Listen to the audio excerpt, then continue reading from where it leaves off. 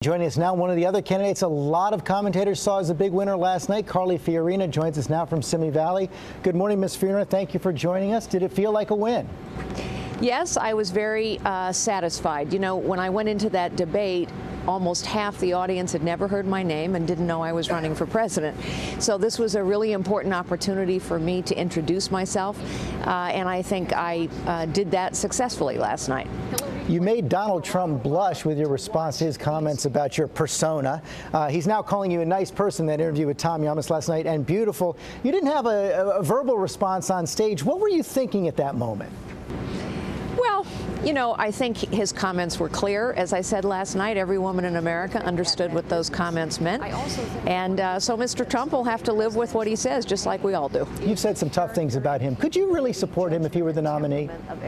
Well, that's for voters to decide. I will support the Republican nominee. I intend for that to be me. He also took aim at your record at Hewlett-Packard as CEO of Hewlett-Packard. I know you said you're proud of your record, but the Wall Street Journal pointed out at the time that the stock price dropped more than 50% on your watch and that your bet on that big merger with Compaq failed. They concluded in American capitalism nowadays, the CEO takes the fall for that kind of record. So is your record at Hewlett-Packard fair game right now, and what should voters think about it? Well, actually, the acquisition of Compaq was a huge success, which history has proven. I don't know what article you're reading from or what year. Also, the NASDAQ, I led Hewlett-Packard through the worst technology recession in 25 years. Another powerful moment last night was when you talked about those Planned Parenthood tapes. But analysts who've watched all 12-plus hours say the scene you described, that harrowing scene you described, actually isn't in those tapes. Did you misspeak? No, I didn't misspeak, and I don't know who you're speaking about in terms of watching the tapes, but I have seen those images.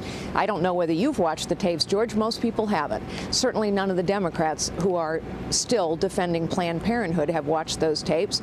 Planned Parenthood needs to be defended. This kind of butchery erodes the character of our nation. Well, the Sarah Cliff, actually, in writing in Vox, watched all 12 hours, and she concluded either Fiorina hasn't watched the Planned Parenthood videos or she is knowingly misrepresenting the footage, because what she says happens in the Planned Parenthood videos simply does not exist. Well, you know, there's a lot of commentary about these tapes being doctored. In fact, that's what the mainstream media keeps talking about, is the tapes and their origin. Rest assured, I have seen the images that I talked about last night. Rest assured that human lives are being aborted, fully formed, in order to harvest body parts. Rest assured that this erodes at the character of our nation. And once again, I will say, I dare Mrs. Clinton and President Obama, two defenders of Planned Parenthood, to watch these videotapes. You've now had 2 debates. Some say 2 wins right now. Your poll numbers continue to go up. Where will you be in a month? Well, I don't know. But, you know, I'm going to continue to do what we've been doing, which is talking to as many voters as I can, particularly in early primary states and early caucus states, getting out there and introducing myself to the American people. Fiorina, thanks very much for joining us this morning.